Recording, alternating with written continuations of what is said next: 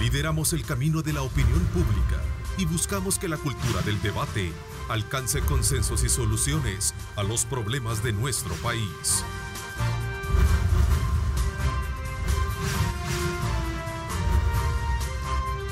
Diálogo con Ernesto López.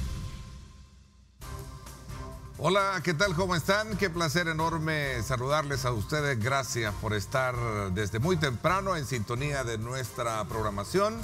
Un placer enorme tenerlos acá en Diálogo con Ernesto López en este lunes 8 de abril.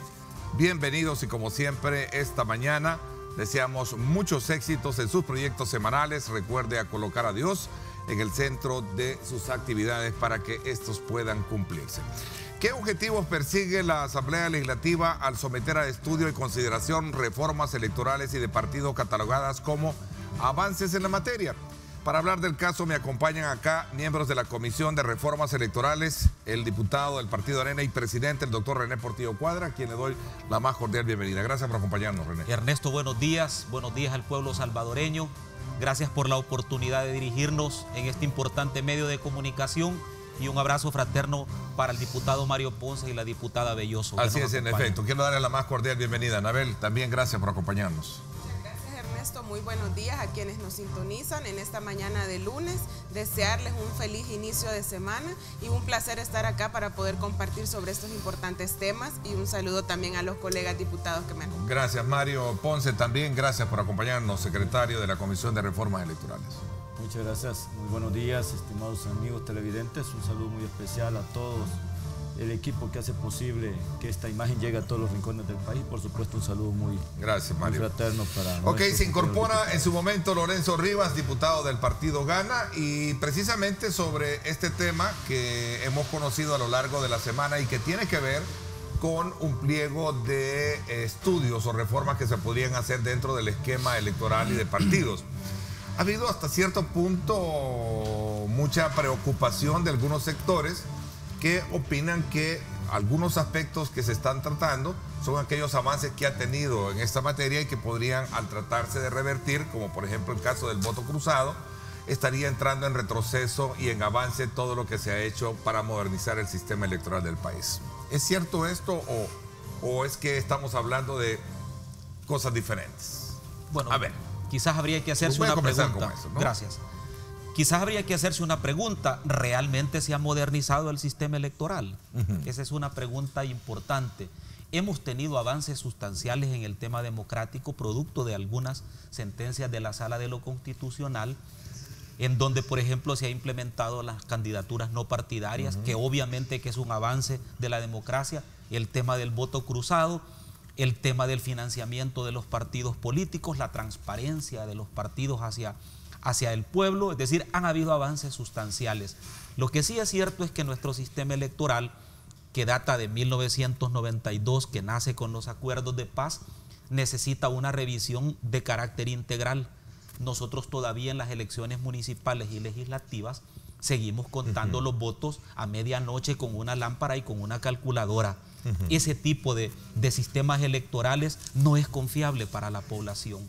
Nosotros, al terminar la legislatura, como partidos políticos hemos decidido dejarle al país un sistema más sencillo, más eficaz, más creíble, un sistema que sea operativo para la población.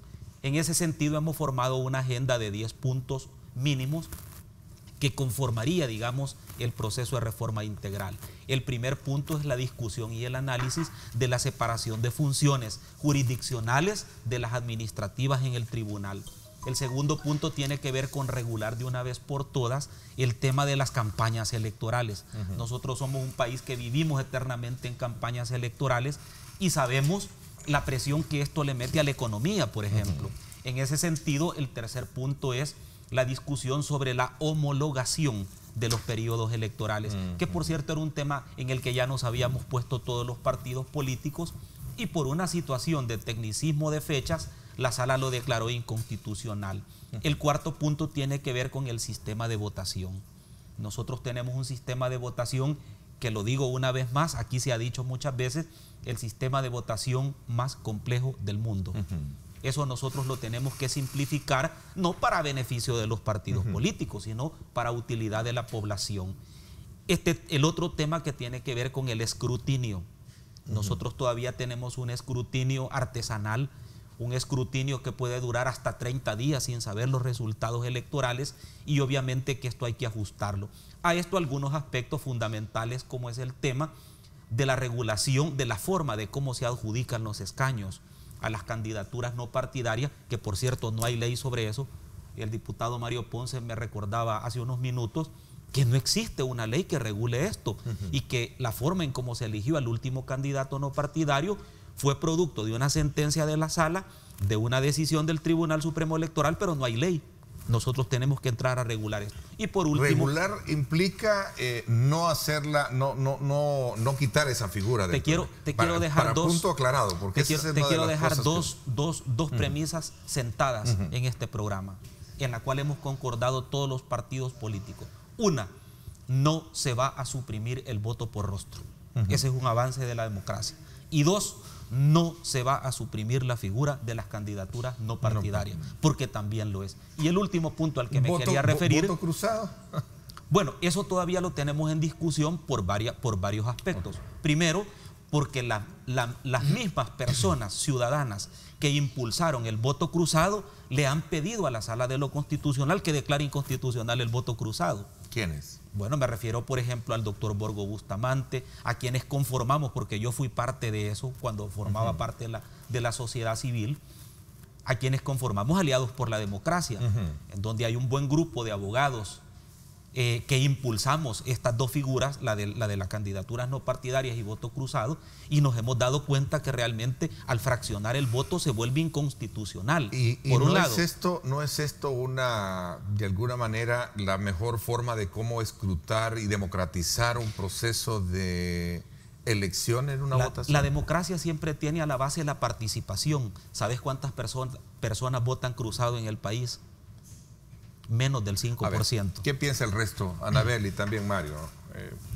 Bueno, nosotros como grupo parlamentario hemos mantenido desde el principio la necesidad de encontrar qué aspectos deben reformarse sobre el sistema electoral del país, y hemos coincidido, y en las últimas declaraciones también otros colegas diputados han expresado la necesidad de que estas reformas sean alcanzadas por consenso de los diferentes grupos parlamentarios, por el impacto que tienen en la vida nacional. Y eso no es algo que, digamos, nos inventamos, sino que los expertos en estudios de sistemas electorales, como en el caso de Dieter Nolen, por ejemplo, un alemán, plantea la necesidad de que un proceso de reforma se realice primero teniendo un diagnóstico a la base, poder tener estudios de derecho comparado, y luego que la reforma que resulte responda a las aspiraciones del pueblo. No partir, digamos, de la inquietud o insistencia de un pequeño grupo de la población, que en este caso es lo que ha pasado recientemente en el país, que asistía a la Corte, ¿verdad? La Sala de lo Constitucional, interponía recursos, demandas, y sobre esa base la Sala emitía sentencias, sin tener un mayor estudio o saber si efectivamente eso respondía a la necesidad del pueblo, ¿verdad? Que es lo que tiene que responder justamente los sistemas electorales, que garanticen el avance de la democracia, pero que también respeten la voluntad popular que se expresa a través de los procesos electorales. Nosotros creemos que estamos dando pasos acertados en la ruta de esta reforma que nos hemos planteado. Ya se mencionaba que hay una lista de temas que se ha identificado necesita legislarse, porque ha habido vacíos que han quedado en la ley al ser producto de sentencias que obligaron a las legislaturas anteriores a incorporar elementos tanto en el Código como en la Ley de Partidos Políticos, quedando vacíos tal vez en la ejecución de esta reforma. Y estos casos, como ya se ha mencionado, el tema de las candidaturas no partidarias, el mismo voto cruzado y otros temas que nosotros hemos enlistado. Pero creemos que hemos dado pasos ahorita en el inicio de esa ruta de reforma, que tiene a la base conocer experiencias de otros países, por ejemplo, dar un mayor análisis a profundidad de nuestro sistema, utilizando también los informes que realizan las misiones de observación, por ejemplo, en los procesos electorales, donde hay elementos importantes que también destacan cómo el tema, que es uno de los que ha salido acá, el voto cruzado, está siendo pues mínimamente utilizado como una opción de voto por parte de la población. Entonces, ¿qué hacer cuando este elemento, digamos, dentro de nuestro sistema electoral complica muchas veces el proceso y es lo que alarga los escrutinios preliminares en mesa? Entonces debemos identificar estos elementos para que el sistema sea efectivo. Es lo que se busca. En ningún momento el objetivo, ¿verdad? Lo puedo decir como grupo parlamentario del FMLN, y yo sé que es el consenso de toda la comisión, es retroceder en los avances de la democracia. El proceso democrático de nuestro país es reciente. Sabemos que la firma de los acuerdos de paz abrió una nueva institucionalidad en materia electoral, permitió también establecer una ruta de reformas que han hecho avanzar la democracia. Hoy tenemos voto residencial, que fue también implementado en este periodo, acercándole la opción a la gente para que pudiera participar y elegir a quienes le representan. A ver, eso es bien importante que se haga la aclaración, y quizás por este enfoque debía haber comenzado este diálogo de la mañana. O sea, ¿con qué objetivo se realiza este Congreso, verdad? Ya ustedes me lo explicaron. Porque a raíz de el sabor que dejó a raíz de las primeras versiones que generaron alrededor del Congreso que realizaron la semana pasada, es que se percibe como que el interés de los partidos políticos por revertir lo que hasta este momento se ha logrado en esa materia, de modernizar el sistema político y el sistema electoral del país. Pero la pregunta es que lo que se ha hecho, decía René, ¿realmente hemos logrado los objetivos? Y ahí está la gran pregunta, ¿no? Mira, a ver, Mario, y el resto, y tienen la palabra los tres para desarrollar. Hagamos una comisión especial, ¿cómo se llama? Una reunión de comisión especial acá, ¿verdad? Porque sé que hay puntos coincidentes y también hay puntos que no coinciden, discutibles, ¿no? Sí. Mira, la comisión está siendo muy responsable, en primer lugar, con el mandato de una sentencia de la sala que dice que un año antes de un evento electoral no se pueden estructurar reglas, no se pueden diseñar las reglas. Entonces, nosotros partimos de hecho que antes que inicie ese año, o sea, si las elecciones del 2021 van a ser en marzo, vamos a suponer, en marzo del año próximo deben de estar todas las reglas en materia electoral diseñadas y aprobadas para que todos compitan con las mismas condiciones. Y además es un acuerdo de todos los partidos políticos. No estar trastocando, digamos, el Código Electoral ni la ley de partidos políticos con tiempo cercano a las elecciones. Y eso, por eso se está haciendo este esfuerzo de sacar todo aquello que obviamente, primero es parte de las observaciones, de los señalamientos o observaciones dadas por los observadores internacionales. Segundo, es de la vivencia que realmente acabamos de pasar recientemente, de aquello que obviamente no resultó favorable, digamos, para que el proceso caminara de forma acertada. Y ahí te vas a dar cuenta, por ejemplo, que sigue siendo un dolor de cabeza el conteo del voto cruzado. No se está retrocediendo. Se está analizando la posibilidad, como lo tienen otros países, de dejarlo solo para 2 listas, o que solamente vote por 2 listas nada más el elector, pero no por 3, 4 o 5. ¿No que es te dificulta generar condiciones de nuevo para preeminenciar? No sé si la palabra es correcta, preeminenciar y darle prioridad a las candidaturas primarias dentro de los... Mira, en primer lugar... Es que ese es el punto clave, Mario. El ciudadano debe tener, digamos, el derecho de poder por lo menos elegir a 2 de 2 grupos parlamentarios diferentes. Sí. Pero ya cuando metes 3, 4, 5, haces prácticamente... eso ya no es... Es una changoneta, ya no es, digamos... difícilmente pueden tener representatividad. Es complicado contabilizarlo y le generas un gran problema al Tribunal Supremo Electoral, a los que de alguna manera tienen que hacer todo ese trabajo. Con relación al tema de los candidatos independientes, lo único que se está haciendo es estructurar la norma, porque no existe. Si el candidato independiente entró sin ley, solamente hubo un enunciado, pero no se dijo cómo se iba a recolectar las firmas para quienes obviamente tenían que correr para candidatos independientes. No se dijo cómo se iban a contabilizar los votos o las marcas para este tipo de candidatos. Lo único que está haciendo la comisión es reglamentando de cómo se debe de elegir o cómo debe participar un candidato independiente. Y debe haber ley, no puede ser que todavía estemos llevando todo este proceso con base a una sentencia. Y en tercer lugar, también hay otros aspectos en materia electoral que tenemos que reformar.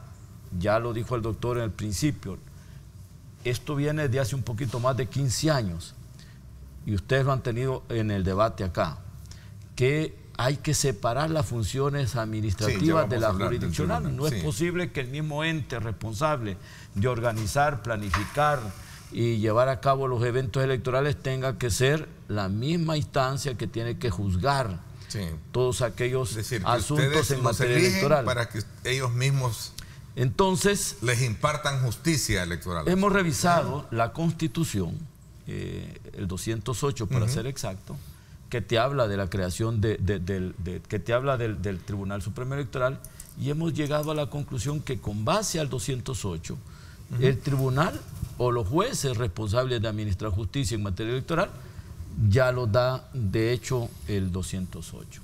El 209 de la Constitución habla de la creación de un organismo responsable de, ¿cómo se llama?, de desarrollar o celebrar elecciones.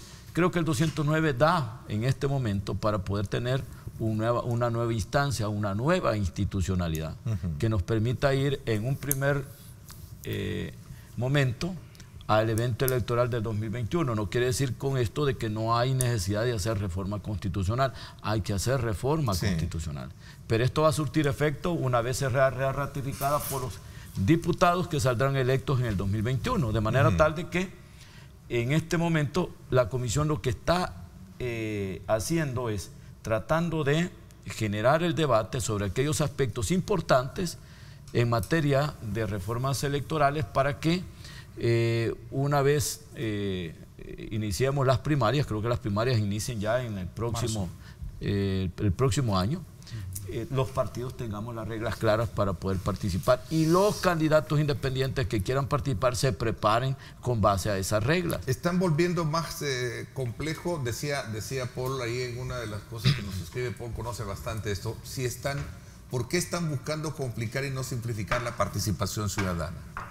¿Y de dónde saca él esa conclusión? Si no ni siquiera hay todavía una reforma. No hay ley. O sea, esos son los tipos de comentarios que le hacen daño a los procesos de reforma. Porque este señor, en lugar de contribuir a proponer soluciones, se dedica a criticar algo que ni siquiera conoce. Es más, en este momento estamos en el proceso de consulta. Exacto, sí. Ni siquiera hay nada regulado. Entonces, lo que queremos es escuchar las diferentes opiniones, tanques de pensamiento, ONGs. Por ejemplo, el sábado se llevó a cabo un foro sobre el tema de las reformas que nos propone la Unión Europea y nos presentaron este documento que contiene 22 observaciones. Dentro de estas observaciones está el tema del voto cruzado. Esta es una observación de la Unión Europea. Tenemos que escuchar con mente abierta. Pero ese tipo de tweet que la gente muchas veces cree que es cierto, en lugar de ayudar a los procesos de reforma, los desacreditan sin conocerlos. No se está de alguna manera, ya eso me queda claro, revertir lo que se ha logrado hasta este momento. Lo que están haciendo es buscando un mecanismo que le dé mayor garantía de que eso se pueda llegar a... Te lo voy a decir por segunda vez en el programa. Nosotros no vamos a suprimir el voto cruzado. Por lo menos hay que regularlo de otra manera, de tal manera que sea expedito el que la gente vote y se cuente. No vamos a suprimir candidaturas no partidarias. No vamos a suprimir el voto por rostro. Nosotros no vamos a regresar a que las cúpulas partidarias decidan quién es candidato y quién no, porque hay elecciones primarias, que es otro avance de la democracia. Es decir, hay aspectos en los cuales todos los partidos políticos coincidimos. A donde sí le vamos a entrar con mucha seriedad, aunque hayan grupos de interés que se pronuncien en contra, es hacer un sistema electoral equitativo y transparente. ¿En qué sentido? En que si el voto cruzado presenta problemas a la hora de votar, de su conteo, a la hora de su estructuración jurídica, a la hora de su concepción como voluntad del pueblo, hay que regularlo y le vamos a entrar con responsabilidad. Es más, sobre este tema del voto cruzado, nosotros estamos esperando que la actual sala falle, solo termino, que la actual sala falle sobre una demanda de inconstitucionalidad que se le ha presentado. Ese es el acuerdo que tenemos los partidos políticos. Vamos a esperar qué dice la sala. ¿Por qué? Porque nosotros no queremos hacer de esto un madrugón, nosotros no queremos hacer de esto una piñata política. Lo que queremos es que al terminar esta legislatura, nosotros le dejemos al país un sistema electoral confiable. Si ese es un enfoque directo, no busca esto darle preeminencia a lo que serían las cúpulas de partidos dentro de un proceso de elección como se está pretendiendo. Te lo digo por tercera vez. Nosotros no pretendemos en ningún momento retroceder en los avances, porque lo que tú me acabas de preguntar es producto de las elecciones primarias. Hace 10 años en el país no habían elecciones primarias.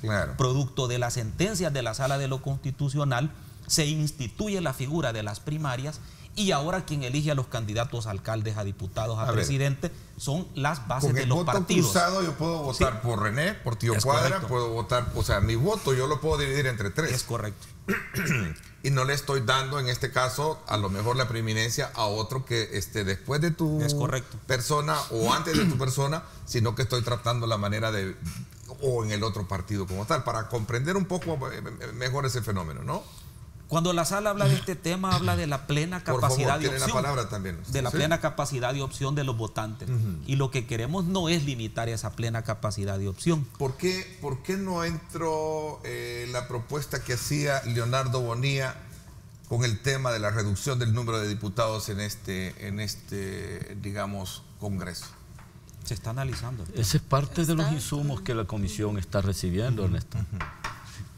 Los diputados están obligados a analizar la propuesta del diputado, pero no quiere decir que toda propuesta obviamente tiene que aterrizar en una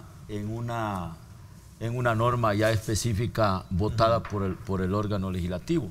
Yo hago propuestas, pero de eso puede hacer que al final tomen el 10% de lo que yo propongo, o puede hacer que al final no tenga el aval o el apoyo del resto de los diputados. Leonardo dice son los congresos. Es más que por representatividad. Ahí está una declaración que diera lo que pasa es que, y yo no quisiera de alguna manera venir y generar, digamos, el debate aquí en este medio, porque en primer lugar no hemos entrado al fondo del tema.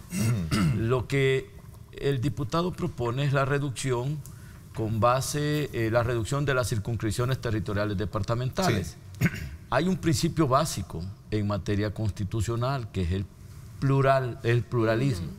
El pluralismo se representa más allá de 3 escaños por circunscripción territorial, pero él, por ejemplo, hace énfasis en aquellos departamentos que no deberían de tener 3 diputados, caso San Vicente.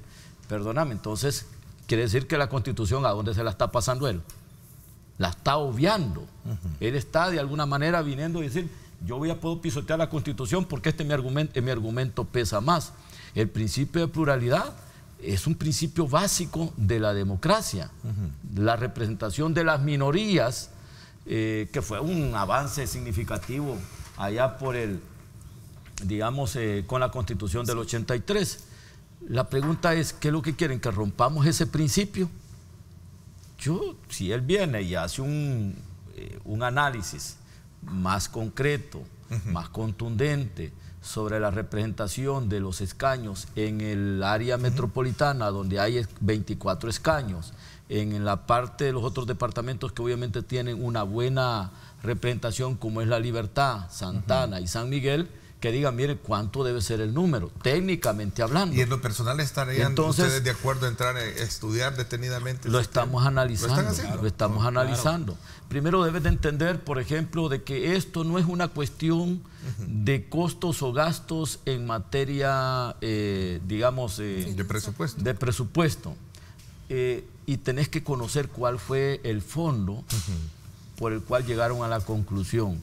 Esto lo cuenta alguien que fue parte de los actores. Nosotros ni pensábamos en ser diputados. Quizás éramos unos chicos que andábamos allá en el tiempo del conflicto armado sin sin saber qué es lo que estaba sucediendo.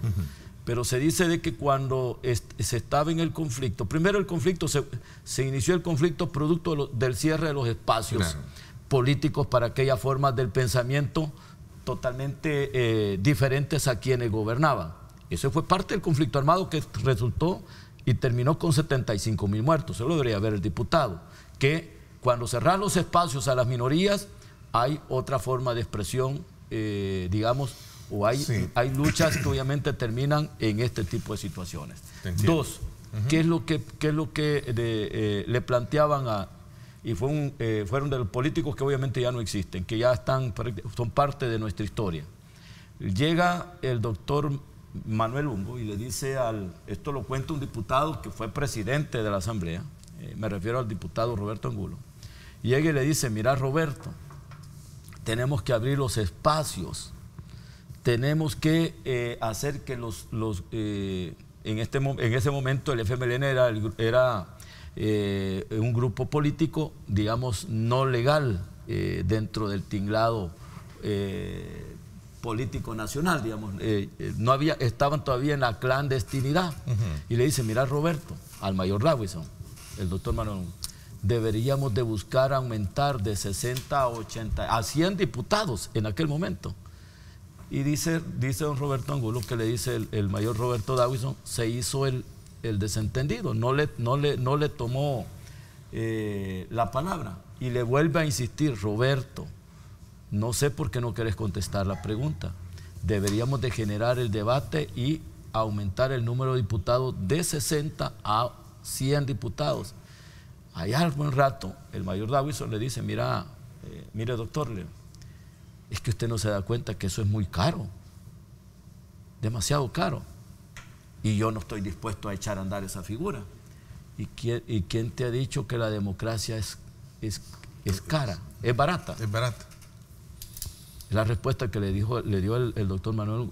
Ahí ellos vinieron y entraron al debate, ¿vean?, para que después de los acuerdos de paz aumentar el número de diputados de 60 a 84. No llegaron a 100, pero fue una decisión política en aquellos momentos de convulsión social, de problemas políticos graves para el país, a donde se detuvo el conflicto armado, a donde los salvadoreños, que eran hermanos, donde hermanos salvadoreños andaban en un bando y tenían que expresarse a través de las armas en este país. Yo creo que, por ejemplo, el diputado Leonardo Bonilla era un muchacho que estaba en la cuna, pues, igual que nosotros, no teníamos nada que ver en el conflicto, estábamos allá y no sabíamos por qué teníamos un conflicto armado.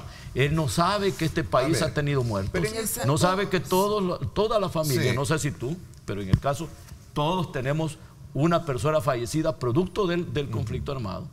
Y creo que los espacios que se han abierto no se los podemos cerrar a las minorías o a otras formas de expresión política diferentes a los que estamos acá. Por ejemplo, el caso de él, como independiente, esa es una expresión política de los no partidarios. Ya eso es una realidad. Entonces, ¿por qué vas a cerrar esos espacios? Entonces, cuando tú venís y haces el planteamiento, ¿es un retroceso? No, no es un retroceso. Todos los esfuerzos que están haciendo, posiblemente lleguemos a la conclusión que tenga la razón, pero debe salir por el consenso de todos los grupos parlamentarios. A eso quería ver. A ver, Ana, porque quiero entrar ya en algo más específico. El Tribunal Supremo Electoral, estudiar algo cómo puede ser tratado desde el punto de vista de la separación de las funciones. Con esta propuesta del diputado Bonilla ingresó a la comisión hace un par de semanas. Algunos que hemos tenido quizá la tarea de estarla revisando, podemos identificar también algunos errores en los planteamientos. Ya se ha dicho acá que nuestro sistema electoral se basa en primer lugar en la pluralidad, que viene dada también por el sistema de proporcionalidad en la representación. Y esto permite, como también ya se ha expresado acá, que las minorías puedan también accesar a los espacios de toma de decisión.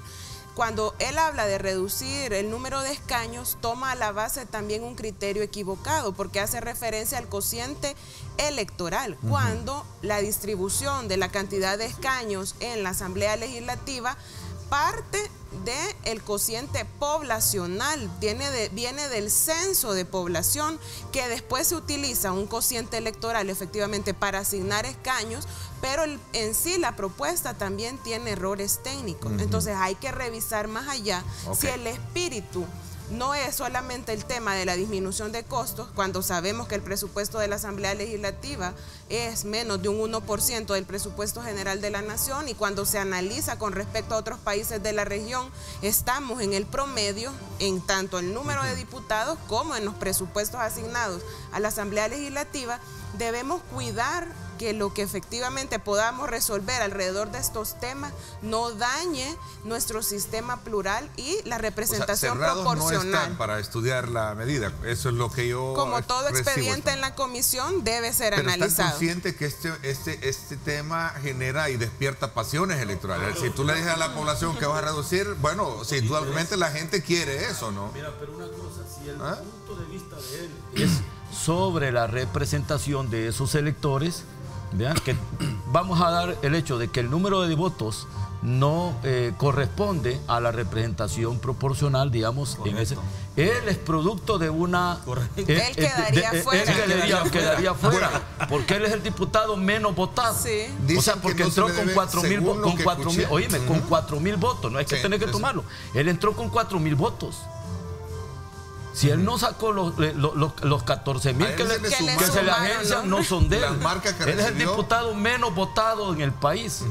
Porque los 14.000 votos que aparecen como independientes se los sumaron de los otros independientes que eran totalmente ajenos. A ver, pero que no tenían nada que ver. Eso es un avance. Pero no tampoco cargues los dados en este caso en particular. Ya. Eso es un avance. Entonces quiere decir, no, pues ese es un avance. No, es que me estás diciendo que es un avance. No es un avance. No, es un avance, es un avance, sí. Pero tenés que salir con las reglas claras. Claro, precisamente. Pero vos, por ejemplo, vos si sos candidato no puedes salir con mis votos ni con los votos del doctor. Sí. Lo que pasó con Leonardo Bonilla es que le sumaron los votos de un diputado independiente, del segundo, del tercero. Dice acá, hay una suma de las marcas que recibió un candidato y se le pasan a... ¿Y qué tenía que ver? Sí. ¿Qué tenía que ver? La pregunta es que suponete que uno de los candidatos no partidarios estaba a favor de más impuestos para la gente. El otro candidato partidario no estaba de acuerdo con más impuestos. Muy de acuerdo. Entonces resulta que estos votos de este señor se le suman a este para que este sea diputado. Sí. O sea, perdón, pero a nivel de representatividad hay que clarificar mucho más esa parte. La representatividad. Y no es cargarlo. Es que yo entendía que vos estabas diciendo, mira, claro que es un avance. Y ya no dije que es una nueva, es una expresión, es una expresión de la minoría, es otra expresión política, que no es de partidos políticos. Hablan de no partidarios porque están en contra de la institucionalidad. Lo que pasa es que detrás de todo esto, insisto, hay una medida de esa naturaleza y despierta mucho fervor en la población, pues al final todo va en consonancia de lo que la población a lo mejor quiere, ¿no? Más efectividad Claro, y lo importante eso, ¿no? Acá es pedir sigamos hablando de esto cuando regresemos. Me están pidiendo una pausa. Gracias. Tenga usted y tome en consideración los horarios que se están ya mencionados o ya están establecidos para hacer uso de la carretera Los Chorros. Recuerde, hay restricciones. Tómenlas en consideración. Sobre todo, ahí están, vamos a colocárselas en esa pantalla, sobre todo por el tema de las obras de mitigación que van a llevarse a cabo producto de esta situación que se ha generado de los derrumbes. Así es que desde ya usted tome en consideración eso, vamos a estarlos informando sobre esta situación. Nos vamos a la pausa y regresamos con más.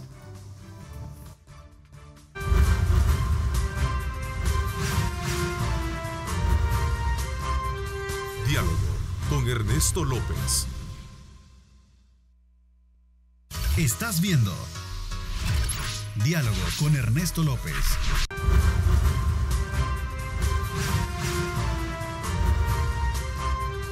Diálogo con Ernesto López. Refresca tus vacaciones con la diversión acuática y natural en los 14 parques recreativos del ISTU. Bueno, vámonos entonces ahora también a tener importante información gracias al Instituto Salvadoreño de Turismo y también Karen Avilés, que nos tiene importante información toda la mañana. Karen, como siempre, qué gusto saludarte. Adelante. Muchísimas gracias, Ernesto. Y en Semana Santa refresca tus vacaciones en los 14 parques recreativos del ISTU en un ambiente familiar y seguro. Haz tu ruta al Parque Apulo este jueves 18 de abril y disfruta del combo musical de la PNC, y también el viernes 19 de abril baila al ritmo de la orquesta Nueva Esperanza. Refresca tu verano con el ISTU. Y con esta información yo regreso la señal al estudio para que sigan sintonizando Diálogo con Ernesto López. Bueno, vamos desde luego ya a pensar que estamos en vacaciones. Así que gracias al Instituto Salvadoreño de Turismo. Quiero darle la más cordial bienvenida a Lorenzo Rivas, diputado del Partido Gana y también miembro de esta Comisión de Reformas Electorales y Constitucionales. Gracias por acompañarnos. Muchas gracias, Ernesto. Un gusto estar en tu programa. Un gusto también estar aquí al lado de los colegas diputados, el doctor Portillo Cuadra, Mario y integrándose a esta conversación. A ver, teníamos acá un dilema con Mario, que tiene que ver precisamente con el tema de las candidaturas no partidarias. Son temas que despiertan pasiones electorales, ¿no? Y sobre todo cuando se trata de someter a consideración una evaluación eficiente del trabajo que se hace en la Asamblea Legislativa. Y por esa razón es que cualquiera puede decir, bueno, si esta iniciativa presentada por Leonardo Bonilla, aún con todos los bemoles que ustedes pueden verle, al final lo que está percibiendo la población es, bueno, hay que reducir ese número de diputados, ¿no? A ver. Bueno, yo creo de que... Bienvenido a la charla. Muchas gracias, Ernesto. Esto de la nueva figura, digamos, de los no partidarios, y que es a raíz también de las decisiones de la Sala de lo Constitucional, yo creo que ha venido a hacer alguna innovación, y creo que ahora Leonardo, con todo respeto, está tratando de llamar la atención. Él, pues, como nuevo, como no partidario, que gracias a Dios y con la suma de los votos de otros de los candidatos que iban de esa misma manera, ha llegado a ser diputado en la Asamblea Legislativa, y ha llegado, pues, a buscar implementar algunas temáticas, por ejemplo, como con la reducción de los 84 diputados de la Asamblea Legislativa. Y eso porque ha sido un tema de campaña, que él dijo, voy a promover esto, voy a buscar la reducción de los diputados en la Asamblea Legislativa, buscando austeridad. Yo creo que son mecanismos o formas de poder buscar llamar la atención en la Asamblea Legislativa. Sabemos de que él, pues, con la cantidad de votos que él o los votos que él logró, porque él no tiene 4.000 y algo. ¿Por qué? Porque como él no lleva un voto por una bandera, él lleva un voto por el rostro, y esos son los que alcanzó.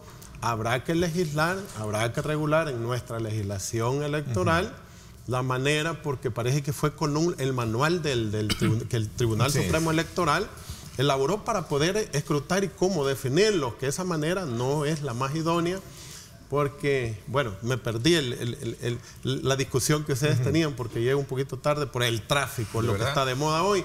Pero yo lo que sí estoy claro de que el diputado independiente debería ser quizás un poco más humilde en sus opiniones, digamos, respecto de este tema, porque está bien que pidamos por austeridad, porque lo necesitamos en el país, pero no es buscando la reducción. Yo estaba viendo un esquema que hay en los países a nivel de Centroamérica, al hablar de la reducción de los diputados. Yo creo que estamos en una proporcionalidad igual que otros. Costa Rica, por ejemplo, tiene 57 escaños con casi 5 millones de habitantes. Nosotros, que tenemos alrededor de 7 millones, tenemos 84. Guatemala, llama la atención, que tiene 158 y anda por 16 millones de habitantes, ¿verdad? Es un parámetro más o menos que tenemos, y creo que la proporcionalidad anda parecida. Es bueno pensar, porque si estamos hablando de austeridad, a todos se nos ocurre poder hacer algo. Pero yo lo que sí entiendo y estoy claro es de que el colega diputado independiente fue un tema que prometió en campaña pedir la reducción, y eso es lo que está cumpliendo. no es que estemos en contra de sus opiniones. Me dejan en claro de que existe pues voluntad de estudiar y ver si los alcances que pueda tener esta propuesta. Sí, por supuesto. Vámonos al Tribunal Supremo Electoral. ¿Qué hay que hacer con el Tribunal Supremo Electoral? Decía Luis Mario Rodríguez recién en una declaración: con las sentencias de la Sala de lo Constitucional se esperaba que el Tribunal Supremo Electoral estuviera integrado por funcionarios ajenos a todo tipo de influencia partidaria. ¿En eso están de acuerdo? Totalmente, era lo que te decía el diputado Mario Ponce hace un momento. Ok, solo termino el otro elemento. Sin embargo, se señala que el organismo está plagado de cuotas políticas. Es que volvemos otra vez al punto. Mira, actualmente, así como está el tribunal, hay una composición mixta de propuestas que provienen de la Corte Suprema de Justicia y de propuestas de los partidos políticos con mayor obtención de votos en la elección presidencial. Eso realmente es ser juez y parte dentro de la justicia electoral. A nosotros nos ha llamado mucho la atención el modelo mexicano, porque en el modelo mexicano hay un tribunal especializado en materia electoral que solamente imparte justicia electoral, que no está vinculado con los partidos políticos. Hay un organismo, un Instituto Nacional de Elecciones, que organiza los procesos electorales, donde sí hay representación partidaria, no tiene que ver con justicia, sino con administración del proceso. Hay un juzgado de primera instancia de lo electoral, porque así como está el esquema, y yo tuve la oportunidad de conversar esto el sábado con uno de los magistrados del Tribunal Supremo Electoral, lo digo con respeto, pero con mucha propiedad. El actual sistema del Tribunal Supremo Electoral pudiera ser eventualmente inconstitucional, porque él se erige como único organismo, él conoce, él investiga y él a la vez falla. Claro. Cuando no hay un juzgado de instrucción, entonces el tribunal se pudiera volver eventualmente en un organismo que investiga y falla y hace ejecutar los juzgados, sin la posibilidad de una doble instancia. Este tema de la doble instancia está regulado en los instrumentos internacionales de derechos humanos. Entonces debe de haber un juzgado de primera instancia que sea instructor, y a la vez tenemos que fortalecer la fiscalía electoral.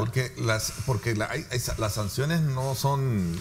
Ese es otro punto que tiene que ver con la legislación, pero esto que te acabo de decir en este momento es un modelo. Hay otros partidos políticos, tribunales, claro, independientes. Hay otros modelos exitosos, como es el caso de Costa Rica, donde está concentrado todo. Hay un solo organismo electoral, y ese organismo electoral administra los procesos electorales, ve la parte sancionatoria, ve la parte de la logística electoral y a la vez hace justicia electoral. Estos son modelos que no son exitosos porque sean concentrados o desconcentrados, son modelos exitosos porque han podido leer la dinámica y la coyuntura de su país. A ver, pero y eso es lo que lo vuelve exitoso. Tiene otra sociedad, Costa Rica también. Eso es lo que te estoy diciendo, que tiene una sociedad diferente. Entonces nosotros debemos de acomodar un modelo que sea acorde a los frenos y contrapesos de nuestra sociedad. Y hablo de una sociedad política también diferente. A ver, Mario, ¿y el resto? Yo creo que sí. Bueno, en este punto quizá porque tenemos una posición tal vez un poco diferente como grupo parlamentario del FMLN, nosotros conocemos la historia de nuestro sistema electoral, cómo justamente a partir de la reforma de los acuerdos de paz se reconfigura o se crea la nueva institucionalidad del Tribunal Supremo Electoral, que da pues la conformación del organismo colegiado, como ya se ha planteado acá, 2 magistrados o magistradas que provienen propuestos de la Corte Suprema de Justicia y los otros 3 que vienen de los partidos políticos con mayor votación. ¿Y por qué?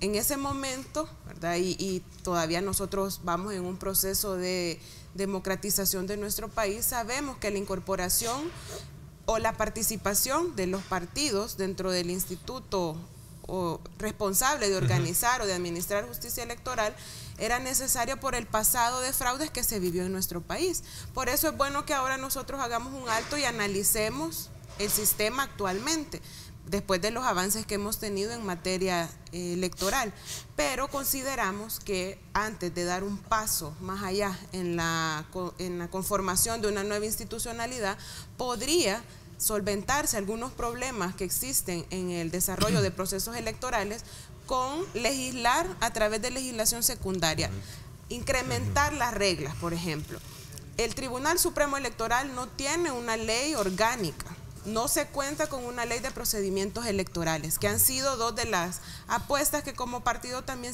siempre hemos presentado, hemos tenido, e incluso hay una propuesta dentro del seno de la Comisión de Reformas Electorales y Constitucionales, porque, como se ha expresado acá, vemos y conocemos de otros sistemas electorales en otros países de la región, y en el caso de Costa Rica ellos han ido avanzando en evitar esa confrontación entre la tarea jurisdiccional y la tarea administrativa que corresponde a los organismos electorales, definiendo bien o delimitando las funciones. Y esto parte de tener una buena estructuración de la institución, una delimitación de funciones, asignación de responsabilidades, y con ello se podría evitar aquello que se cuestiona, de decir que los magistrados están preocupados por aplicar justicia electoral, pero a la vez deben estar preocupados de temas meramente administrativos que corresponden a los procesos de organización electoral, cuando esta carga administrativa puede ser asignada o distribuida dentro de la misma estructura del tribunal a otra unidad, por ejemplo. Entonces nosotros, por el momento, nos decantamos más por encontrar, digamos, un camino hacia esa vía, porque también creemos que es necesario, si en un dado caso se quiere crear una nueva institucionalidad, por ejemplo, un Instituto Nacional Electoral, como se llama en otros países, o una oficina que se encargue solo de la tarea administrativa, habrá que hacer una reforma constitucional, porque el tribunal nace de la Constitución. Dos tribunales serían en todo caso, o dos figuras o unas figuras paralelas a eso. Yo creo que el doctor, así como lo ha planteado, digamos, y cómo se piensa de alguna manera echar a andar, debe existir el debido proceso. En este caso en particular, no existe. El tribunal lo hace todo. Por eso es que se está pensando de que la instancia responsable de organizar, planificar eventos electorales sea totalmente ajena a quienes administran justicia electoral. Pero debe haber otra instancia para que esta sea la última instancia. El tribunal debe ser la última instancia a donde se puedan de alguna manera apelar cualquier decisión de un tribunal en materia electoral, de un juzgado en materia electoral. Entonces, si te das cuenta, lo que se está haciendo es tratar de estructurar una nueva figura o de echar a andar una nueva institucionalidad que le permita avanzar en materia democrática y borrar de la faz del país todo aquello que obviamente huela a fraude. Yo creo que se ha avanzado de forma significativa, ya no se pueden seguir mencionando fraudes electorales, por lo menos en los últimos 10 años o 15 años no hay, el caso no hay señalamientos. Tampoco fue así, al contrario, ha recibido muchos elogios. Las últimas elecciones son reconocidas. Entonces hay que ir dando pasos positivos en esta materia. Criterio, Mario, y el resto debería de elegir a los representantes del Tribunal Supremo? Mira, una de las figuras o una obviamente de los pasos que tenemos que dar es buscar por todos los medios en la que los partidos evitemos estar haciendo propuestas para conformar Tribunal Supremo Electoral. La reforma constitucional tiene que venir encaminada que a futuro, en lo más cercano posible, que sería después del 2021, los magistrados que conformen Tribunal Supremo Electoral deben ser a propuesta de Corte Plena y ya no a propuesta de partidos políticos. En este momento, tal como te lo dice el 208, el 208 te dice que los 3 partidos políticos más votados, uno tendrá que tener la presidencia y los otros propondrán. Pero la Corte Plena también está, perdóneme un poco el término, no me gustó ese, pero plagada también de personas que se supone también son cuotas partidarias, ¿no? Bajo esa lógica. Bajo esa lógica todo es partidario. Sí, entonces, por eso te digo, pero debemos de alguna manera de no tener injerencia en las decisiones del nombramiento. Injerencia con relación al nombramiento, sí, pero no a la propuesta.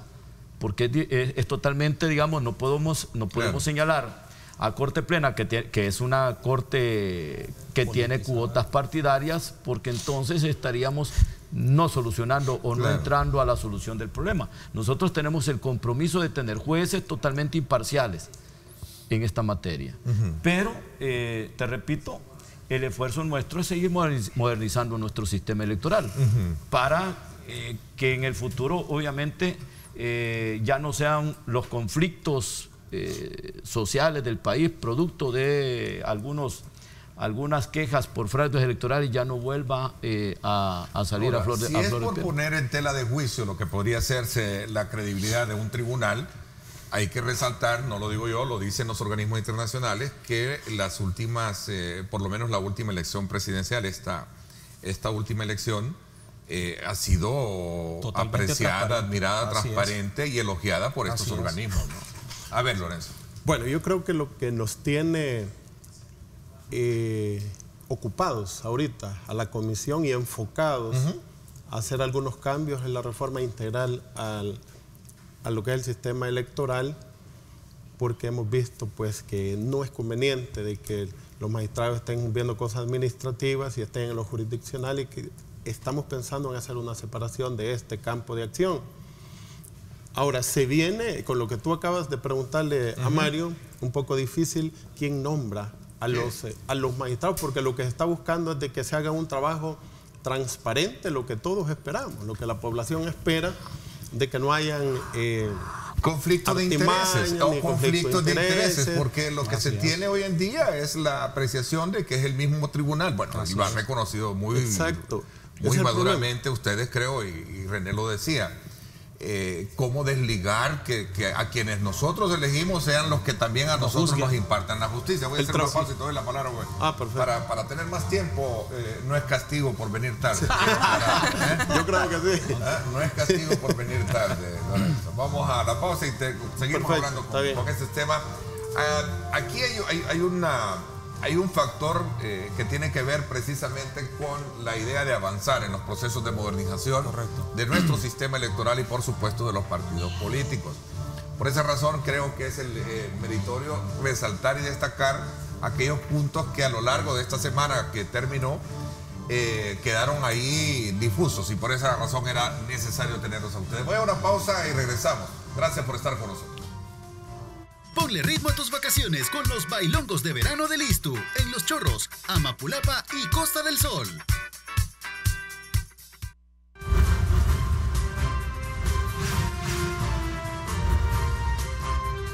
Diálogo con Ernesto López. Estás viendo Diálogo con Ernesto López.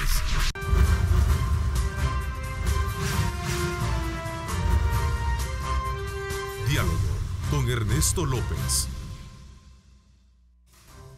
Vámonos entonces, vamos a aprovechar tener informe de tráfico a esta hora. Veamos.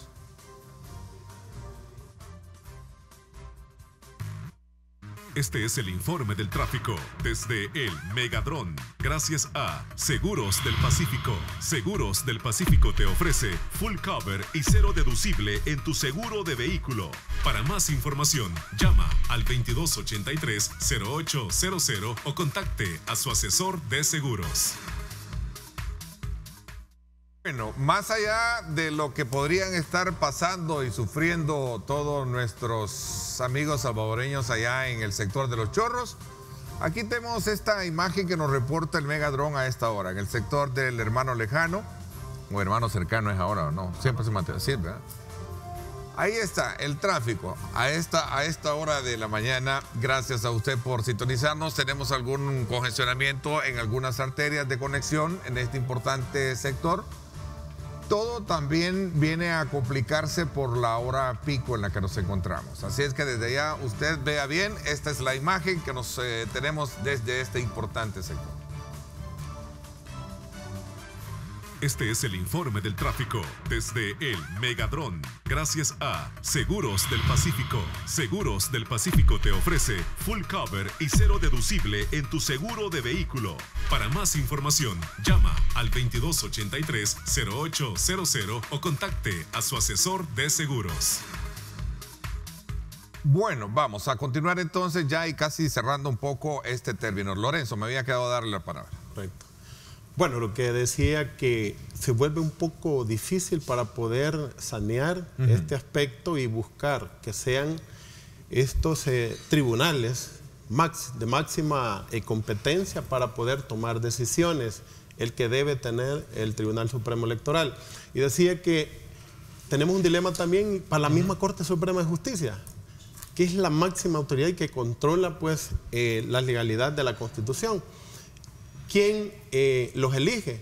Bueno, es la Asamblea Legislativa, son los partidos políticos, y para decir de que va a ser transparente. Entonces se nos viene una tarea muy interesante para buscar un mecanismo saneador, digamos, de que tengamos profesionales comprometidos. Cuando hablamos de profesionales, bueno, por ejemplo, ya que hemos hablado del sistema electoral Costa Rica lo elige la Corte Suprema de Justicia y con los mismos requisitos que debe tener un magistrado de la Corte Suprema de Justicia son los que debe cumplir un magistrado del Tribunal Supremo Electoral, para buscar de que sean personas letradas, para que sean personas comprometidas con el país, por supuesto, y que sepan el asunto de lo que están resolviendo.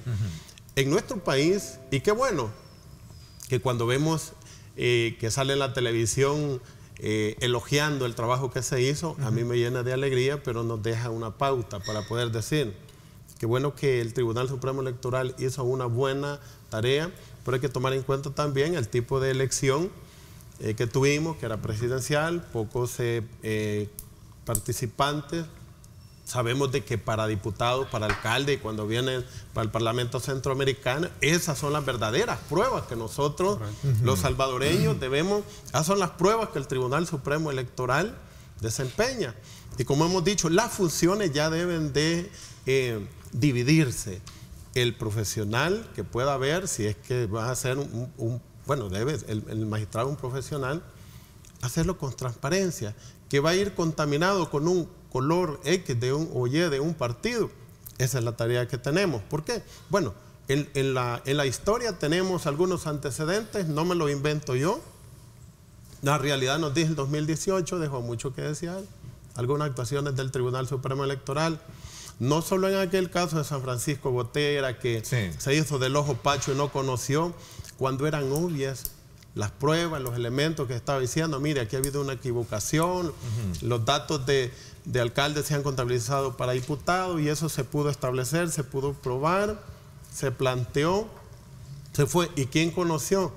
El Tribunal Supremo Electoral como la máxima autoridad. Allá en Costa Rica le llaman que el máximo tribunal es el garante de dar las sentencias. Y allí puede hablarse de máximo tribunal porque se le dan las herramientas necesarias para que garantice ese tipo de decisiones. Nosotros aquí vimos que dejó mucho que desear. En esa ocasión decía, hasta que vino la Sala de lo Constitucional y fue que dio la razón a aquella demanda que se había hecho oportunamente. Entonces, en nuestro país estamos totalmente de acuerdo de que se busque un mecanismo para que sea no contaminado el tribunal que va a conocer, o las instancias que deben de haber, el juzgado, el de instrucción o el que va a conocer últimamente, que es el Tribunal Supremo Electoral, que debe de estar descontaminado. Pero, repito, ¿cuál va a ser el mecanismo que vamos a utilizar para poder tener elegido ese tribunal? Esa es la tarea que nosotros tenemos ahorita como comisión. A ver, ya para ir cerrando un poco ese ciclo, quiero aprovechar otros temas en la Asamblea Legislativa. A ver, ¿cuáles son otras reformas? Hablábamos del tema de la fotografía en una elección presidencial, por ejemplo. Bueno, hay otro, el uso de fotografía, colores de partidos. Hay otros Anabel, temas creo que hablaba de ese tema, ¿no? Importantes, como por ejemplo, debemos de terminar de regular el tema de financiamiento de los partidos políticos. Porque alguien puede decir, es que están haciendo eso para quitar las candidaturas no partidarias. No, si aquí nos vamos a regular nosotros mismos como partidos. ¿Por qué? Porque hay sentencias de la sala que no se han legislado en esta materia, que tiene que ver con transparencia, con el dinero que reciben los partidos políticos, con la forma de cómo se invierte, quién lo maneja y en qué tiempo se invierte. Ese tema, digamos, es otro de los que vamos a analizar. Otro de los temas es suprimir los colores, por ejemplo, en los procesos partidarios, lo que decía muy bien el diputado Mario Ponce. No podemos nosotros entrar a un centro de votación y resulta que lo que 3 días has prohibido, que es el silencio electoral, que no puedes hacer propaganda, adentro los tenés. Digamos, ese tipo de cosas debemos de regularlas. Hay otros aspectos como por ejemplo el tema de la introducción de tecnología mínima. Yo decía hace un momento que nosotros todavía contamos artesanalmente los votos. La presión que ejerce de por qué se tardan 15 días, 20 días los resultados electorales es porque no tenemos tecnología mínima para poder contar esta cantidad de votos. Por ejemplo, en el 2021 es una elección compleja, por lo que te decía muy bien el diputado Rivas Echeverría, de que se va a juntar consejos municipales, parlamentos, se va a juntar asamblea legislativa. Este conteo puede durar un día, 24 horas. Eso no lo queremos. ¿Por qué? Porque la gente desconfía. Y otro de los temas, te reitero, es el tema de la depuración del registro electoral. Mira, al tema del registro electoral hay que entrarle. ¿Por qué? Porque aparece una cantidad de gente que o no está en el país, o ya falleció, o personas con doble identidad. Aparecen cargados los padrones electorales, esto se presta o eventualmente se pudiera prestar a manejos fraudulentos, y lo que queremos es un registro electoral confiable. Esto entre otros temas.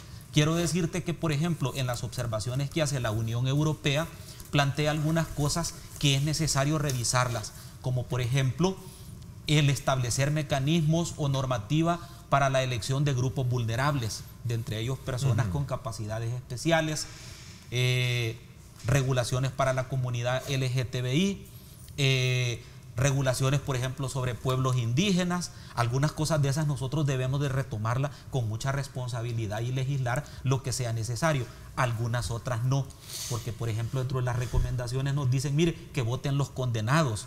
O sea, que la gente que está en los penales condenada tenga derecho a votar. Eso tendríamos que hacer una reforma constitucional, lo cual realmente en nuestro país sería algo un tanto contraproducente.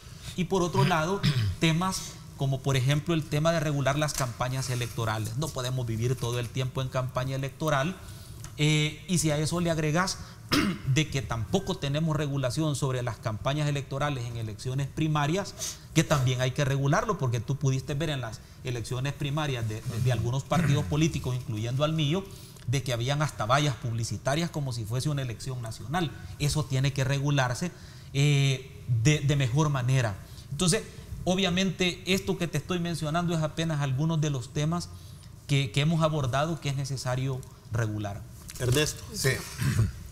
Perdón, no sé si con la pregunta que tú hiciste, buena pregunta, y ese tema debería retomarse también respecto al voto por rostro, también para... Voto en el exterior, por ejemplo, no, es otro de los para presidente y vicepresidente. Nosotros en la Asamblea Legislativa, como Gana, hemos hecho propuestas, no solo una, sino que dos, y se ha ido al archivo, pero yo sé y estamos conscientes de que esto va acorde a las mismas sentencias de la Sala de lo Constitucional, cuando dijo que para diputados y diputadas debe de ir la fotografía para que la gente pueda... Esto como que fortalece el sistema democrático, para que la gente se induzca y conozca a sus candidatos. Es más, hay una propuesta para alcaldes. También, alcaldes también. Brevemente, te doy la palabra, que quiero cerrar ya este tema. A ver. Quizá incluir dentro de los temas que también deben ser considerados el tema de normar un poco más sobre el escrutinio final, que genera muchas confusiones en algunos momentos cuando se esté ejecutando. Y acá ya el diputado Lorenzo hacía referencia a algunos problemas que tuvieron lugar en la elección 2018, pero si en la norma está un poco más descrito el procedimiento, cómo debe hacerse, creo que podrían evitarse esas discrecionalidades del máximo órgano electoral. También podríamos hablar un poco del tema de coaliciones, del formato de las actas de cierre, que son temas que han causado también polémica en procesos electorales, y me sumo a tener que legislar para promover una mayor participación de algunos grupos poblacionales, y acá yo me centro en el tema de una mayor participación política de las juventudes y en el caso también de las mujeres, ver cómo trascendemos de lo que ya está establecido en la ley para poder incrementar la participación política. Mario, te doy 30 segundos. Porque mira, no, solamente acompañar lo que ha dicho el doctor Portillo Cuadra, el hecho de que en este país el registro electoral sigue teniendo una gran deuda, digamos, con el país. Tenemos un registro electoral totalmente que no lo desconocemos, porque tenemos aparentemente 5 millones de salvadoreños registrados, pero los que votan son 3 y un poquito más. Entonces, hemos visto la figura del Perú, que nos parece que es la RENIET, ¿verdad? Que nos parece que es una de las figuras importantes de las cuales nosotros podemos echar a andar, que a partir del nacimiento del niño o de la niña, nace con su número de DUI. Eso te permite de alguna manera para tomar otro tipo de decisiones como políticas públicas en materia de salud, en materia educativa, poder tener el control de la población para echar a andar políticas públicas acertadas. O sea, colocar el DUI desde el primer día, desde el momento en que nace, y desde el momento, y con ese número la persona obviamente fallece y desaparece. Entonces vas depurando el registro electoral automáticamente. Una novedad en esto. Eso es una novedad para ser tratado. Esa es una novedad. Por eso es que aquí se ha dicho, hay que hacer una ley de procedimientos electorales, una ley orgánica, hay que hacer una nueva ley del Registro Nacional de las Personas Naturales con potestades tal como te las he planteado. Buen punto para dejarlo así. ¿Qué piensa usted desde colocar un número de DUI desde el nacimiento del bebé? Es una buena, interesante propuesta. Vamos a la pausa. Regresamos. Gracias a usted por estar activos, participando. @diálogo21, @Neto López Radio. Son las 2 cuentas en Twitter disponibles. A propósito, acompáñeme hoy para hacer un análisis sobre, hoy en el programa en directo con Ernesto López Radio, vamos a hablar acerca de aspectos que tienen que ver precisamente con los temas de país. Vamos a hablar sobre la lucha contra la corrupción, el tema de la propuesta de reforma, vamos a verla desde el ángulo de la propuesta de reformas a la ley de partidos políticos. Y también vamos a conversar con Eduardo Escobar, director ejecutivo de Acción Ciudadana, y Jorge Villacorta nos va a acompañar también desde Guatemala. Vamos a tener una llamada con Ricardo Castaneda, él es un economista, para que nos hable acerca de los retos también que el país tiene en materia fiscal. Así es que los invito a que me acompañen 6 de la tarde en directo con Ernesto López Radio. Con Astrid Ábalos vamos a conversar sobre estos temas.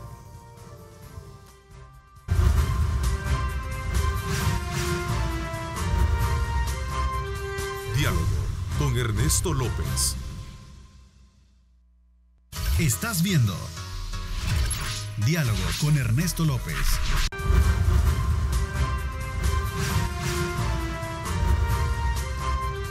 Diálogo con Ernesto López. Bueno, gracias nuevamente por estar con nosotros. El tiempo se nos está agotando. Mario, quiero aprovechar, abordar un tema que conocimos la semana pasada y que está relacionado también con ese protocolo de entendimiento entre partidos que te faculta a ti a partir de noviembre próximo asumir la presidencia de la República. De la Asamblea. De la Asamblea Legislativa. Perdón, ya le estoy dando no estés allanándole el camino al presidente electo, ¿no? Hay que ser cuidadoso. Sí, cabal. Vamos a ver, gallegos interesados en presidir de nuevo la Asamblea Legislativa. Francis habla, dice, bueno, yo también estoy disponible, si en un dado caso hay cambios. ¿Qué piensas tú no partidario, de eso, dice, que quiere. Sí, y mira, no partidario también, hablando de en primer lugar, quiero decir lo siguiente, Ernesto. Las reglas o los protocolos, tal como se escriben o como se estructuran y se aprueban, pues en el mismo sentido también, así como se hacen, así se deshacen.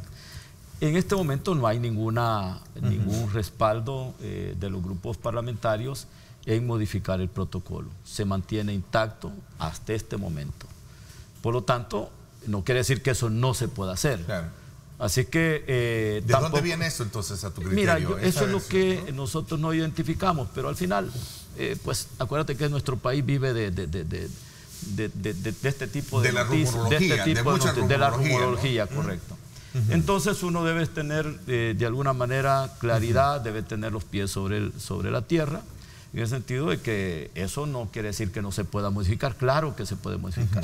Uno lo que tiene que tener... ¿Tú no estás aferrado a eso? No, yo no estoy aferrado a cargos o a puestos, y hay una decisión a través del protocolo en la cual yo debo de tomar el 1 de noviembre la presidencia de la Asamblea. Hasta este momento así se mantiene. Si eso se cambia, no pasa nada. Okay. Yo voy a digamos, es bastante, digamos, desde mi punto de vista, muy, digamos, como que yo quiera defender un cargo. No estoy defendiendo cargos. Lo que debo entender de que, para mí, obviamente, defenderlo por mi propia cuenta, no estoy defendiendo, digamos, esa posición. debo entender de que son 84 diputados, apartándome yo, son 83, que pueden tomar una decisión totalmente diferente. Y yo no estoy aferrado a ningún puesto, a ningún cargo, que de alguna manera vaya en contra de la voluntad de los 83 diputados. La última palabra la tienen los 83 diputados restantes, no la tengo yo. Mario, yo voy a hacer lo que decidan los 84. Tu partido está pasando por una situación muy delicada de la investigación de un dirigente de tu partido. ¿Qué alcances puede tener esa investigación? Y en algún momento algunos creen que lo que se está evitando a futuro es que la Asamblea Legislativa puede verse arrastrada precisamente por esa investigación judicial o policial que hay sobre la muerte del señor Curi ahí. Bueno, en primer lugar yo quiero aclarar lo siguiente, Ernesto. Nosotros hemos sido los primeros a impedir una investigación exhaustiva, a profundidad, y a propuesta de nuestro secretario general hemos ido y hemos solicitado el apoyo del FBI.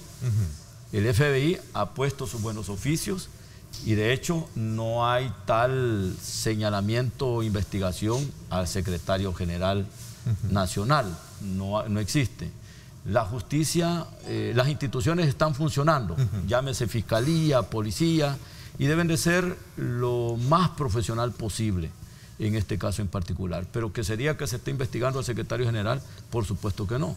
En este caso, pues lamentablemente personas cercanas a él, pero no tiene nada que ver con que una persona cercana, vamos a partir de un hecho hipotético, una persona cercana a ti, de presto se ve involucrada y algo tenés que ver tú, realmente no tenés nada que ver. De todos modos, hoy la investigación, con toda la tecnología que existe, cruce de llamadas telefónicas, control de señales satelitales a través del GPS, digamos, cómo controlar los movimientos, están todo a la mano de la Fiscalía, todo a la mano de la Policía. Y en este caso, pues se le entregaron los videos en el mismo momento a la Fiscalía y a la Policía, digamos, porque ahí hay cámaras, para que de alguna manera hicieran la investigación profesional. Y si hay una intención, en este caso, de llegar a profundidad, llegar a tocar, a que se investigue hasta lo último, eso está, el primero en pedir esa investigación es el secretario general. ¿Cómo se puede venir y estar hablando de algo en lo que lo deban de involucrar? No existe ni en lo más mínimo en contra de nuestro dirigente. Entonces descartas tú que pueda ser también esa la posibilidad que esté manejándose de que el día de mañana de una investigación, no precisamente por independencia, hablamos de partido, hablemos de institucionalidad, no tiene nada que ver, puede verse afectada la Asamblea Legislativa. Viene del partido Arena dos de sus dirigentes interesados, perdón, del partido Gana. Cuénteme, Lorenzo. Bueno, ¿ustedes están? Estamos hablando sobre el protocolo de entendimiento, que ellos lo han mencionado. Muy bien lo ha dicho Mario. Hay un protocolo de entendimiento firmado. Es el acuerdo entre las fracciones políticas, el que se hizo el 1 de mayo del año recién pasado. Y yo creo que ese es el que se debe de respetar. Incluso, pues, si Dios lo permite, yo estaría siendo parte de la directiva que entraríamos junto con Mario. Naturalmente, los compañeros han dicho ahí, ellos sabrán por qué. Porque sabemos de que Gallegos hizo un buen trabajo, fue un punto de equilibrio entre las fracciones en la Asamblea Legislativa, pero no por eso vamos a decir de que él debe ser, ¿va? Claro, Mario lo ha dicho, así como se hacen, se pueden deshacer, pero por el momento no hay acuerdos. Lo que sí estamos claros es de que eso queda establecido también, de que el partido que ganara la presidencial iba a presidir las comisiones de Relaciones Exteriores y la Comisión de Hacienda, porque estratégicamente pues el gobierno son de las que para manejar la política exterior, la Comisión de Relaciones Exteriores. Y yo creo que de por ahí donde si alguien preguntó y vino como la rumorología a veces comienza a rondar, pero estas dos situaciones sobre estas dos comisiones son, porque obviamente la de Hacienda es la que tiene mucho que ver, que debe estar el presidente de esa comisión muy de cerca y de la mano también con el gobierno, que va a entrar pues ya el 1 de junio de este año, y por ahí. Sobre lo demás, las cosas están como se hicieron y pendientes, ¿verdad? El FPLN se mantiene con el protocolo. Nosotros incluso no firmamos el protocolo anterior porque a nuestro criterio no respondía a la representatividad que en ese momento resultó electa de todos los grupos parlamentarios que ahí estamos representados. Entonces, por el momento, estamos al margen siempre. René, mejor me voy a la pausa y después me das la palabra, porque yo estoy ahorita ya corriendo contra el tiempo. Por favor. Vamos a la pausa y regresamos.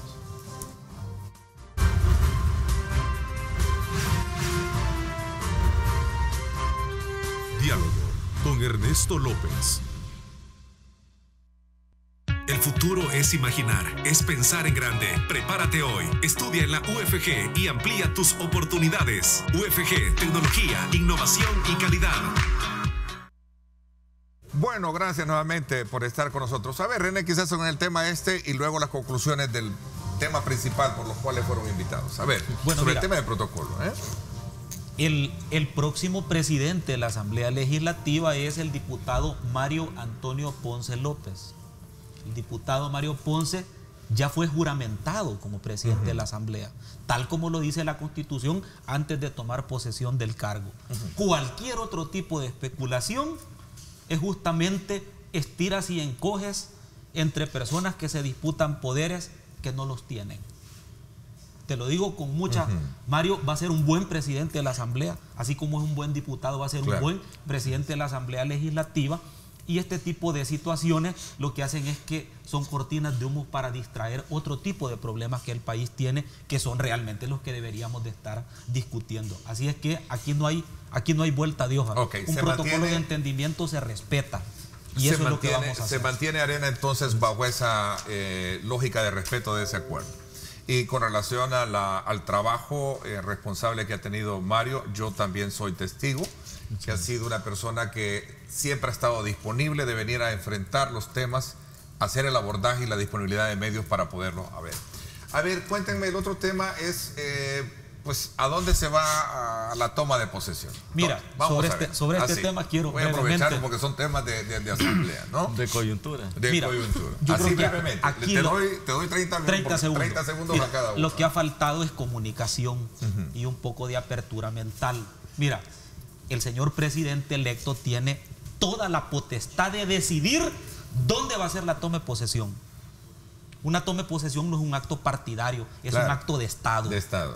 Y lo que tiene que hacer es simplemente comunicarse con la Asamblea Legislativa para decidir el lugar. Yo decía en un tuit, lo que el señor presidente electo y el presidente actual tienen que garantizar es la seguridad perimetral del acto, porque ahí van a asistir mandatarios que vienen de otros países. No es la seguridad para nosotros los diputados o los funcionarios, es la seguridad para los mandatarios que vienen. Yo lo quiero dejar eso bien claro, porque a mí una cosa sí me queda muy clarita: el señor presidente electo tiene la potestad de decidir dónde quiere hacerlo. Si lo quiere hacer en el basurero de Soyapango, vamos. Lo quiere hacer allá en el Trifinio, vamos. Lo quiere hacer en la Plaza Morazán, vamos. Este no debe ser un tema realmente que ocupe la agenda. Como dijo Emilio, que nos va a llover de todas estas bolsas de orina que nos van a vender. De orina, eso lo quiero dejar bien claro, porque nosotros caminamos las comunidades todos los fines de semana. Mario, ¿qué temor vamos a tener? Mario, mira, yo creo que 30 segundos. En primer lugar, debemos de saber que no es la presencia solo del presidente saliente y del presidente entrante, más los diputados. Son los dignatarios. Ese es el tema. No podés exponer a un dignatario que va a estar en el traspaso de mando, en la que alguna persona no controlada por los cuerpos de seguridad pueda de alguna manera crear o preparar algún atentado. Si es que el problema no es... no son los diputados, sino nosotros podemos ir a donde decida el presidente electo, y ahí vamos a estar. Y no hay problema. A ti te va a tocar... ¿Cómo manejar? No, le toca al presidente Norman Quiano. Ya incluso también como presidente, si Dios así lo permite, estar protocolariamente también ya trabajando con el nuevo gobierno. Así es, correcto. Entonces, quiero de alguna manera decir lo siguiente. ¿Cuál va a ser el protocolo de seguridad que van a manejar para proteger a los invitados Ese es el tema. A los presidentes de otros países, ¿cuál va a ser el protocolo de seguridad? O sea, ¿qué capacidad va a tener tanto el ejército y la policía para poder evitar que una persona ajena o contraria al presidente electo pueda de alguna manera generar algún atentado? Es que nuestro problema es con el presidente electo también. Porque puede haber un loco ahí que venga y quiera atentar contra él. A donde sea. Bueno, nosotros estamos al pendiente de la convocatoria. La ley es clara de decir a quién le corresponde, quién tiene la facultad de organizar este proceso, sobre todo la Asamblea Legislativa a través de su presidente para convocar la sesión solemne, ¿verdad? Plenaria solemne. Y pues en eso estamos esperando nada más. Y yo creo que ya va a acabar el tiempo. Voy a aprovechar para reiterar el compromiso de trabajar por buscar los mayores consensos en materia de reforma electoral, escuchando a todos los actores políticos, incluyendo el Tribunal Supremo Electoral, los partidos y a quien se deba escuchar. Lorenzo. Retomo lo que dijo el doctor Portillo. El presidente tiene la decisión y ahí vamos a ir. Lo que sí estamos claros que tiene que ser en una sesión solemne y lo va a juramentar el presidente de la Asamblea. Y de ahí pues que venga la celebración. Tiene que adecuarse el lugar. Ir a la toma de posesión a la Plaza Barrios será como estar en el estadio. Nos va a llover de todo, hasta bolsas. No es cierto. ¿Cuál es el miedo? Ese es un poquito de humor. Gracias por haberme acompañado siempre. Gracias. Valoro el que me acompañen siempre en la discusión de estos temas. Muchas gracias. Gracias, René. También a ti. De antemano también yo esperaría, porque conocemos de tu trayectoria política y de apertura a los medios, y yo eso me como, ¿verdad? Muchas gracias, Ernesto. Serías un buen presidente. Muchas gracias. Gracias, Anabel, también. Gracias, Ernesto. Gracias, Lorenzo. Gracias a todos. Los espero hoy en radio, 6 de la tarde, Ernesto López Radio, por 107.7 Fuego, estación del grupo radial Megavisión. Pásenla bien y como siempre recuerden lo más importante, amar a Dios sobre todas las cosas. Lideramos el camino de la opinión pública y buscamos que la cultura del debate alcance consensos y soluciones a los problemas de nuestro país.